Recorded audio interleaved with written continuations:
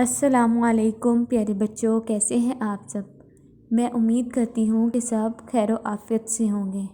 پیارے بچوں، جس طرح ہم نے پہلے چہارم کلمہ آدھا یاد کیا اور مجھے امید ہے کہ سب بچوں کو اچھی طرح ذہن نشین ہو گیا ہوگا، آج ہم بقیہ آدھا کلمہ یاد کریں گے۔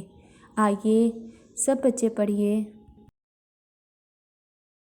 بسم اللہ الرحمن الرحیم۔